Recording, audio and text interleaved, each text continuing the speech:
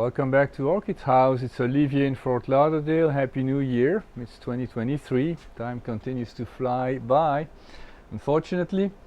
It's winter time, so typically your Catasetums are dormant. I would say that 90% of my collection is dormant. There's still a few stragglers. There are some that are already out of dormancy and others that are still waiting to get there. If you have a certain number of Catasetums, I'm sure you notice that some don't go dormant for very long and others do. And there's a good reason for that. So this one, for instance, is Penang, and Penang is 2/3 pileatum. It's already growing a new growth there. I mean, it hardly ever goes dormant.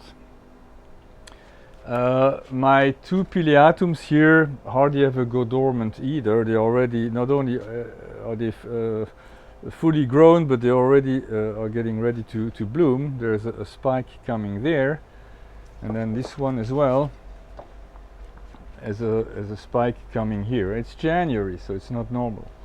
Okay, so I attended a presentation by Francisco Miranda, who knows a lot about Catasetums, and he had a very interesting thing to say about the duration of the dormancy of your Catasetums. Basically, some species live in areas where there is constant temperature, constant humidity, so there's not a lot of variation, so there's no need for dormancy. The reason why Catasetums go dormant is that most of them grow in areas with protracted dry seasons, and so they have to get through the dry season when there's not a drop of water, and that's why they go dormant. They store the water in their bulbs, and that's their defense mechanism. Now, I always noticed my pileatums were really reluctant to go dormant, and apparently it's one of those Catasetums that grows, for the most part, because it has a very wide geographical area, in areas that have basically constant temperatures, constant humidity, so there's no real need for a dormancy.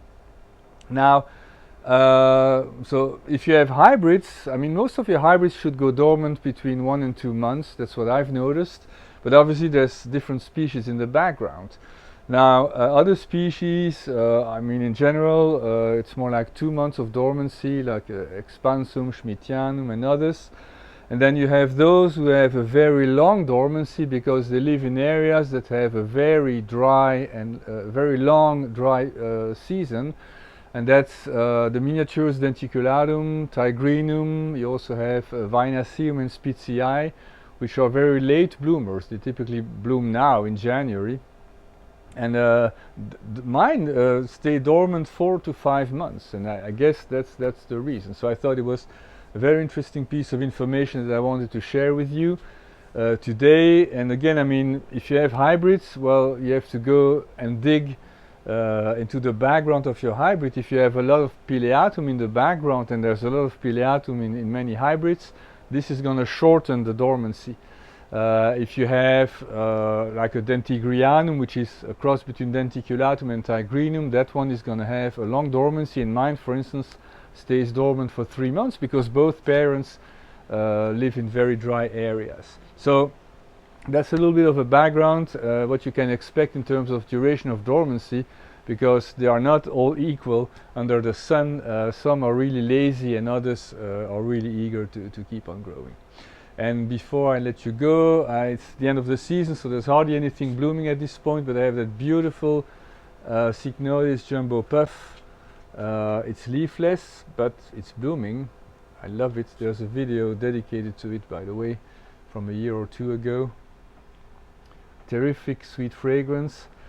And then my Catasetum incurvum over there, which is on its last leg. These flowers are fading slowly, but this one is pretty late. It's already the 3rd bloom this year, and it still has some leaves, so it's unusual. He decided to put on a longer show this year.